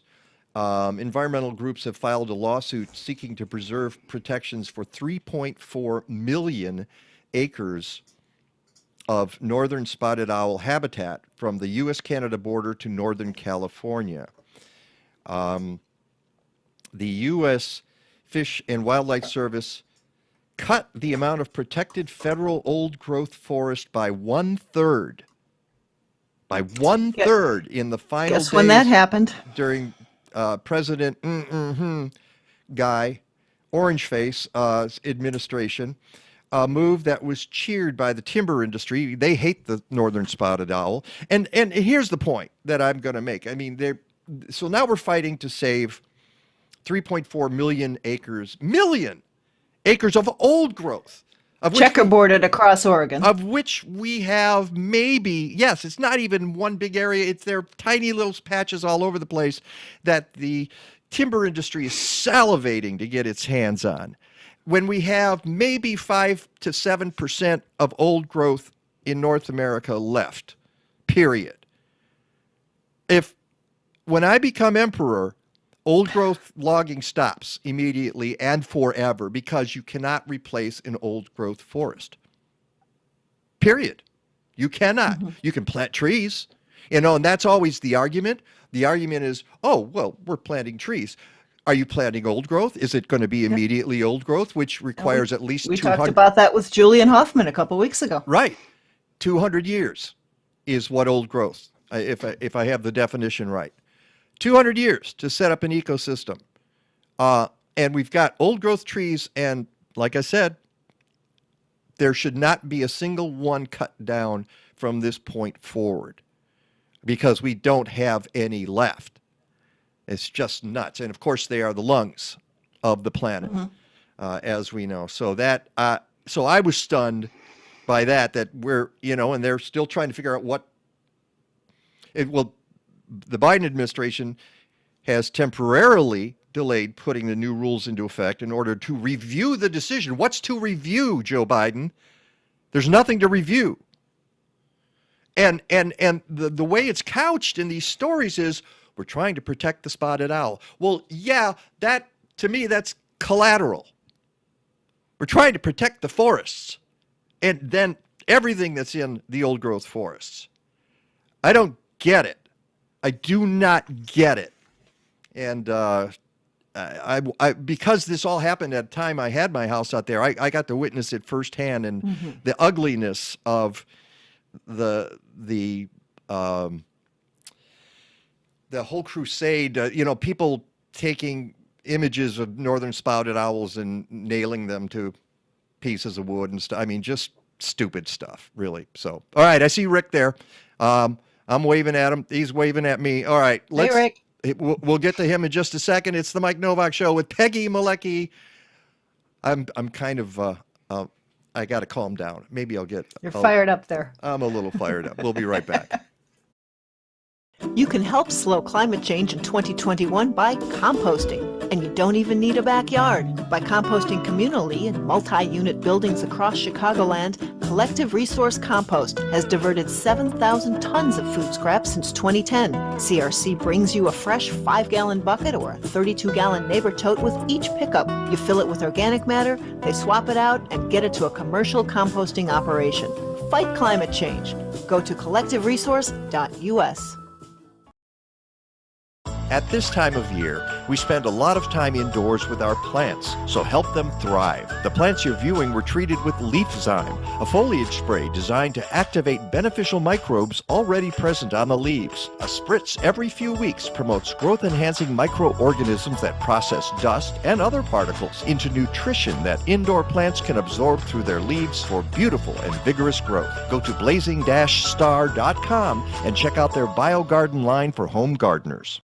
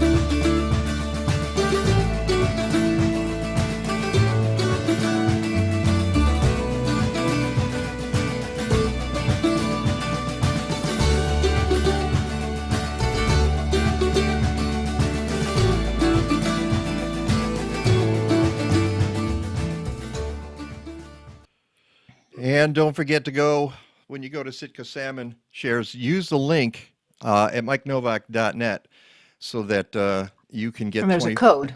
Yes, the code Novak25 and NOWAK 25. And I realized what I should have said to the, I was getting all worked up about the old growth being cut down, and my reaction, to that is, Oh, that wasn't a bit nice. You have made me very angry. Very angry indeed. yes, that's the I way. think that's the reserved comments. That's seriously. Oh my goodness, Rick DiMaio, you get me on the subject of old growth forests and cutting down those magnificent trees, and I just go nuts To make paper or something. Yeah. Yeah, just dumb stuff. So, how are you? Good morning, Rick. Good morning, We're Peg. back, Good morning, Mike. we're back in front of the map. We're back in front of the map All today. right. We'll see how long the signal holds up. And it wasn't any better up there, so I came back down here. And now you got a view of the geese and the ducks out your back window. Oh my God! Sparrows, doves, geese, ducks, you name it. And then we wake up in the morning and they're now sitting out there and they're tapping on the window. They're ready for breakfast. They're ready for breakfast. Organic Cheerios is what we feed them. Is that? And then, Well, seriously, I'm sure that's good for them. Well, no, we looked it up. Anything wheat is good. Oh, really? We soak them in a little. Yep, and we soak them in a little bit of water so it softens them up a little bit. Okay. And then we still have all our flower pots out because I like to leave all the stuff in there because the animals kind of like it. It's like their own little forest. But the night before, we put out about probably a handful of walnuts, and we put them in the dirt so the squirrels go out there and they know exactly where to go. So it's funny they can't find the things they bury, but they can find the walnuts you put out there, huh? Everybody knows they just go to Rick's house and they can, yeah. Come get all the snacks they want there. I'm actually going through a whole bunch of photographs here that I'm finally beginning to kind of re-coordinate and kind of recatalog. And I came across, speaking of protesting, Mike, I came across this one here. I don't know how well you can see it. Yeah, I see it pretty well. Okay. Do you see me down there? I'm trying to see you. Where are you? I'm way over here. Okay. I got to get my. Is it the long hair Rick or the short hair Rick? Yeah, I'm looking for the long-haired Rick Okay, there. go. Oh, now hold it There back. you go. Wait, let me. I'm going to get.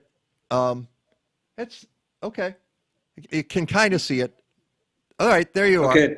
It's Rick. There you are. Yeah. So Okay. this is the famous No Nukes rally in Central Park in 1982. We had about 1 million people there, and this was the group from Oswego that came down. Oswegonians United for a Nuclear-Free Today. Okay, and this was a big deal. I mean, this was when the height of Reagan and the Cold War and all that other stuff. So yeah, I came across this, and then I came across this, which is I think was an amazing series of photos I took in my life. You probably don't. I'd have to do a little bit of a setup here, but that steeple is Teton Village, and I'll give you a little bit of a hint. That's the summer of 1988, and to the north is Yellowstone National Park. Okay. You know what happened in the summer of 1988 in Yellowstone National Park? I'm trying to remember. About 40% of the forest burnt down. That was the year of the big drought. Oh, okay. Yeah. Oh, right. 88. Yeah, because it was all across the country. Here, it was terrible. That was a $60 billion hit to the agricultural community and a $100 billion hit to the economy.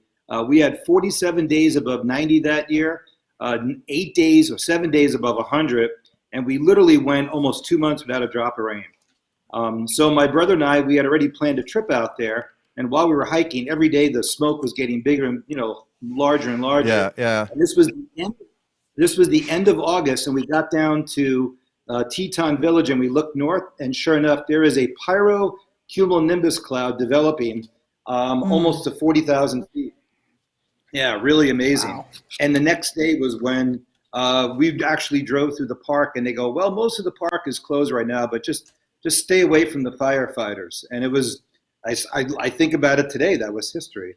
So we were so inclined to know more about, Yellowstone. We went back there during the wintertime, and here we are actually walking through Yellowstone in the wintertime. All the trees were literally burnt down to the ground. Wow. And it's the best time to see wildlife is to go to Yellowstone in the wintertime. It really is quite amazing. Yeah. I meant, but they close some of it in the winter, don't they? Some of it's off limits? Oh, yeah. Yeah, you can't get into the south end unless you're on a snowmobile. So you have to go to the north end. Yeah. And then I caught a fish. Look at that. Look at that hunk. Look at this. That fish. I want to use that photograph of you on our website. There we go.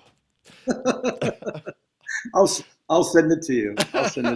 Yeah, I want a copy of that. It's interesting though. That one. That's the last one. There I am back at the Adirondacks. Wow, it's Rick-a-rama this morning. Exactly. Yeah. And I'm in my left hand there. I'm holding a little packet of bamboo. Before it was legal. Okay, there you go. You guys know what bamboo is, right? Sure. It's an invasive plant. Exactly right. Put it in your backyard and it'll take over. So there you go. You were talking about the fires, though. Several years ago, Kathleen and I were on a trip out west, and I think it was 2012. Oh, okay. What's this? That's the UP of Michigan. Everybody knows that, right? Okay. What's that, the thermometer for? No, that's a measuring stick of how much snow they get. Oh, okay. So it was early in the season. That was kind of late in the season because the snow is way up here. But if you look way at the top there, it says most snow ever, 390 inches, the winter of... Wow. 390 inches. Peg, that was the winter of 1978-79. We had a lot of snow here that year, too. Yeah. Oh, tremendous amount of snow. I know, Peg, you had showed us some pictures, right, with you and your dad? Oh, that was from 1967. Oh, no, that was in the 60s, yeah. Yeah, in the 60s. So, it's funny, the theme here is Rick and weather, right? Hey, I don't know if you heard us earlier. We were talking about that new study that came out from NOAA on the Great Lakes. And which one was this about? This is the study talking about how winter's vanishing from the deep waters of Lake Michigan, and talking about lack of ice cover, things you talk about all the time. Warmer record warmth last summer, changing the dimictic cycles. Yeah, I haven't read it, but I know I heard something about it where the water temperature at the deep end is altering somewhat, and it's changing the migration of fish. Whether or not that has any huge consequence on what's going on upstairs, I don't know.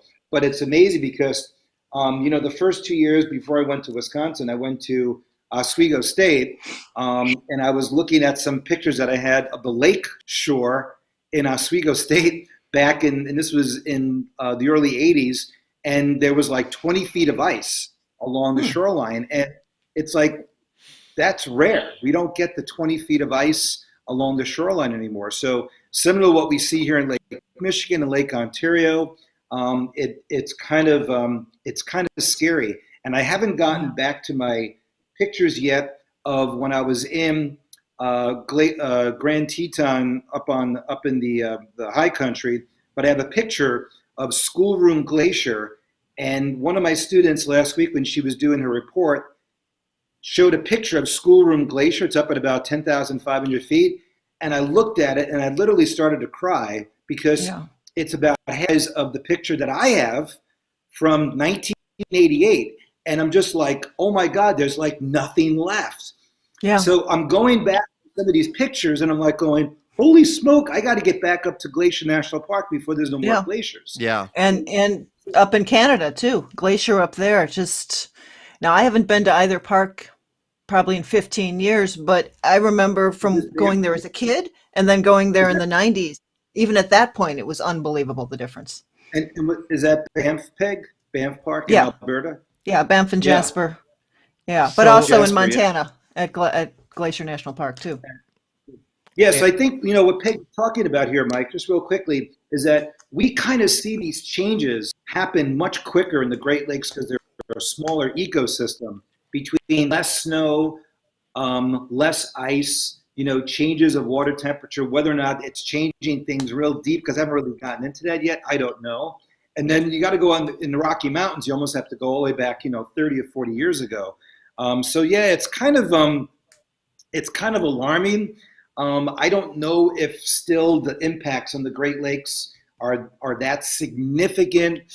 I know they are from a standpoint of, we're down 10 inches water level just in the last 6 months, and that's because we've had very little in the way of precipitation, and it was cold enough that we had a lot of lake effect snow. The question is, are we heading back into maybe a wetter pattern, because it seems to be pretty stormy down to the south. But I was just looking at areas up north, Green Bay, Wisconsin, northward to the UP of Michigan, Eagle River, 2 inches of snow this morning. So the back edge of the storm system that gave us a lot of cloud cover, and it's pretty chilly out there, it's snowing up to the north. And then the tornadoes down to the south, and we had 6 people die in the Alabama area, and 5 in Alabama, 1 in Georgia on Thursday. And yet there was another. F3? Yeah, F3, but it was on the ground for 94 miles. And you look at this and you go, my God, how did this miss, some of these smaller towns? Again, I think we just got lucky. Yeah. But man, when you look at how long that was on the ground, 94 miles, and only 5 people died, or 6, I think that's got to be attributed to good warnings at this point. And that study that Peggy was referring to, they're saying that what happens on the surface of the water is having a profound effect on the deeper waters in the winter. So it's we're not getting the chilling effect in the winters as well, and it could change everything, including food supplies and local climates. It's pretty remarkable stuff. Yeah, I'd have to go back in there. I mean, I just scanned it. I was kind of busy this week. Just out, yeah. Well, and anyway, we didn't throw that at you. We were talking about it earlier on the show because we wanted to get to it. But you sent us a pretty interesting article about how science is coming back to the White House. Imagine that. Yeah, really. Yeah. Who needs that? And I love the opening paragraph of the story. This is very funny. It's more than a decade ago, a woman at a bar near the Columbia University campus turned to Gavin Schmidt and asked if he knew the main component of air. And of course, we all learn this when we're in grade school, and then some of us forget. But he says, yes, nitrogen, he replied. His answer lost her a bet about whether the average stranger at the bar would know anything about atmospheric chemistry. 2 years later, they were married. So there you go. Yeah, we all know it's oxygen, right? But those are the big two, nitrogen and oxygen. Right. And strangely enough, water vapor actually has a lot more in the atmosphere from a standpoint of carbon dioxide. It's much more of a powerful greenhouse gas in the short term, but carbon dioxide is much more powerful of a greenhouse gas long term. So CO2 stays in the atmosphere at a constant level, but water vapor kind of goes up and down. I mean, it goes from like 0 to 4%, basically. But, getting back to that study about the Great Lakes, I don't know how surface water has an impact on water that's down all the way to 900 feet. I still don't understand that, but I don't know what they refer to as deep water. So is deep water 100 feet? Is deep water 150 feet, 200 feet? They were at about 400 feet. 400. Okay. Well, and they're looking at year-round temperature changes through the entire water column rather than just the surface temperatures. Oh, okay. All right, that makes sense. Yeah. And so there's it's just looking at subsurface waters in the deep lakes, also in addition to surface waters, and how that's warming up and how it's affecting things. But the point they're making is that they think that the warming on the surface has an effect as the waters circulate, and when they go rise and go deeper, whatever that process is the called. thermocline. The thermocline. Yeah. As it turns over, as it mixes in spring and fall. Right. And Yes. because the surface water is warmer, they're saying it's not cooling as much as it turns over. Right. Yeah, no, that makes a lot of sense. Because oftentimes I think we see that problem more so than anywhere in Lake Erie on the southwest side of the lake there around Toledo, Ohio, where they have these algae blooms. That's really shallow. It's really warm. It never gets super deep cold water, which keeps the nutrient levels a little bit lower. But the bottom line is they've had just terrible, and also the runoff too from the farm fields in there. Yeah. And man, if you've ever seen, I don't know if you guys ever been up to Lake Mendota up in Madison during the summertime. Oh my God, there have been years up there where the entire lake goes green and brown, and you can't even walk around it. It smells, so you can't swim in it, you can't enjoy it, and it looks like almost like fish can't breathe in it. Yeah. Fish can't breathe in it, and here it is, Lake Mendota, which is being studied by the University of Wisconsin in their limnology department, and they're still getting very frustrated by some of the the runoff from some of the farm areas into that lake. So yeah, it carries a Green Bay too. Absolutely. So getting back to rainfall, so we're still down about an inch. We got about 1/10 of an inch yesterday to the south of us, about 1.5 inches across central and southern areas of Illinois. So the southern Midwest is doing great from a standpoint of rainfall. The western Midwest and the northern part get ours. It's still kind of early. The ground temperature is at a perfect temperature, but even though we'll see readings probably climb back into the mid-60s, low to mid-60s tomorrow and mid to upper 60s on Tuesday, there is a wicked strong cold front that moves through Tuesday night. Wednesday morning will be in the mid-30s. Wednesday afternoon, probably only up to 40, 45 degrees as we say hello to April. And then I would not be surprised. Yeah, isn't that funny? We'll actually be colder for the first day of April than we were in the first day of March. Go figure that out. It's been normal the last few years, though. It certainly has been, Peg. A lot of high degrees of variability here. But it definitely looks like we'll probably be under some sort of freezing conditions, meaning probably a hard freeze around here for both Thursday morning and Friday morning. Now, we all know most of the stuff that's coming up right now will probably be able to handle that. Yeah. I hope did any, planting, because it's way too early to plant. And I think most people listening to your show go, yeah, I get that. But yeah, it looks like it could be cold. I don't think it's going to break a record, but it'll definitely be a fairly good, widespread, hard freeze around here. So 2 warm days, 2 cold days, and then right back up to the upper 60s. And I wouldn't be surprised if next Sunday, Easter Sunday, we're 75 degrees. Really? Yeah, real rapid rise. Well, it's funny. Earlier, we had Evan Shorr on from Bartlett Tree Experts, and we were talking about what happens to these trees when you go from 45 to 65, back to 45, and back up to 65. And, some of them are, people think that the tree hasn't leafed out. Is it time to take it down? And he says, just be patient. That could change. The other thing he said, though, which is kind of interesting, in relation to the water table, what they've been seeing in the last few years is trees declining because they're waterlogged, because the water table has risen so much. And so in a way, maybe us having a little bit less water is a good thing in this spring. Yeah. I don't know. I definitely think, the fact that we've had 2 extremely wet years, the past 2 springs, it's good to get a break. I think we need a break. And we've been getting it. So as much as you want the rain, we'll get it. We'll be fine. We'll definitely get through. And if you notice, even though we haven't had some decent rain, the ground's pretty soft. It's fairly moist. It's not like we're hurting from that standpoint. But it definitely looks like so far I was just looking at the numbers before the show, 6.8 degrees above normal for the month. average high right now is 44, and that puts us at the 10th warmest March ever. The 10th warmest. Wow. That's pretty darn good. Yeah, I know. All of a sudden, it snuck up on us. And if you look at the numbers from the month of February, we were 7.5 degrees below normal. Now we're 7 above. That's a 15-degree swing. So it's not like we went from February to March. We went from January to April.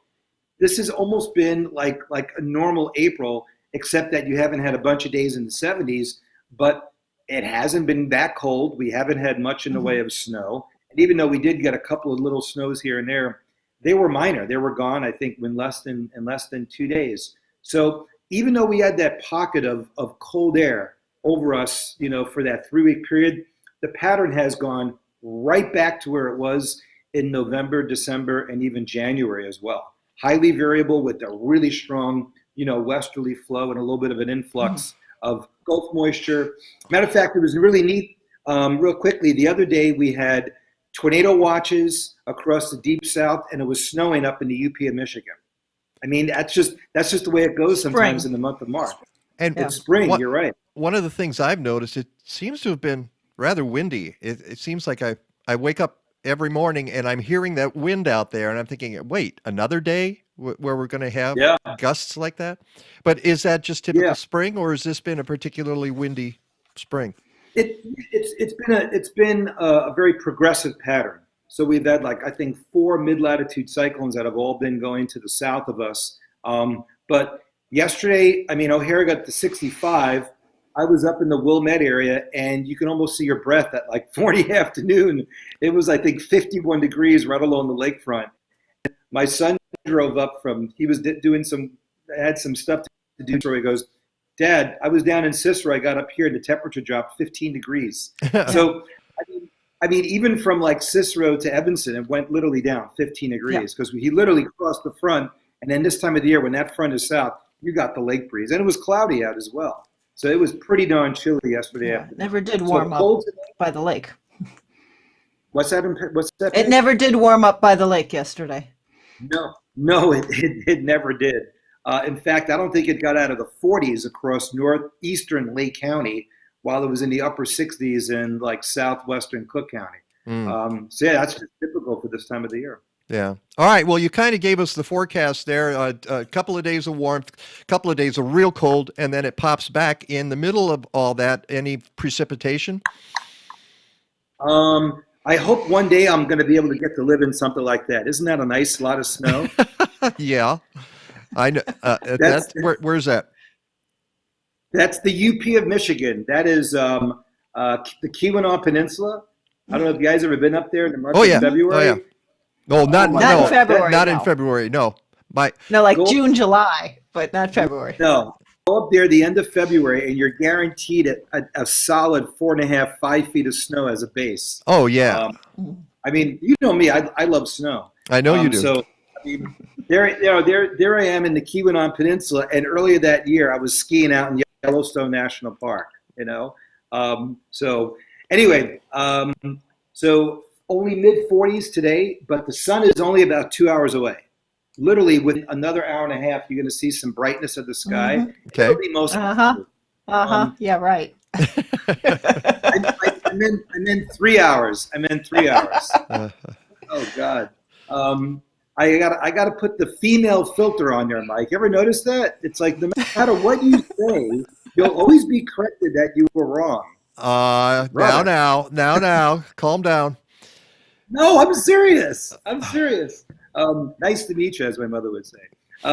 So sorry about that, Peg. But all right, 3 hours. We'll get some sunshine in there.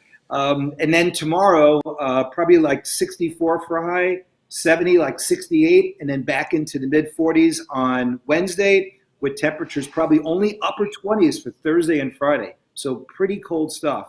But good news, right back into the 60s on Saturday and probably low to mid-70s on Easter Sunday. Nothing in the way of any significant precip, though. Nothing. Really? Okay. We'll see. We'll see how that plays out too, because as we say, it might be good for the trees, but in the short run, it might cause some other problems. Rick DiMaio, thank you so much. Have a great Sunday. Are we going to see you on Easter Sunday? Yeah. Okay. Okay, sure. Just checking. Just wanted to make sure. Okay. All right, then. Have a fantastic week. I'll talk to you soon. See you next week. The tropics. The tropics. All right, with more photos. We'll have more photos next week with Rick DiMaio. Okay, that's about it. I think we need to get out of here. Two real quick things. We had and of course I hit the button and it goes out. I was looking at the comments here. Tracy DeMarco said all national forests should ban old tree logging or old growth logging. Unfortunately, that's the problem. With the national forests, they're the ones that facilitate logging. It's the national parks that preserve the areas, but it's resource allocation is the national forest job, and that means sometimes logging. So we got to get the old growths out of the national forest, or get the National Forest Service out of the old growth. Old growth areas. Preserve some of make that. Them and parks. And Deb says, I was marching at an anti-nuclear parade while 8 months pregnant back in 1977. Good for you. Glad you were doing that. All right, let's get out of here. Thank everybody for being on the show. Evan Shorr from Bartlett Tree Experts. Go to bartlett.com. And Rick DiMaio, meteorologist extraordinaire. Want to thank Kathleen. Want to thank Basil the dog and Lagata the cat. I want to thank my new ring light. Woohoo! I want to thank Looney Tunes for the drop-ins. And of course, the BBC's Alan. Alan. I would do it now, but I'm sure I would screw up the music. So until next time, go green or go home.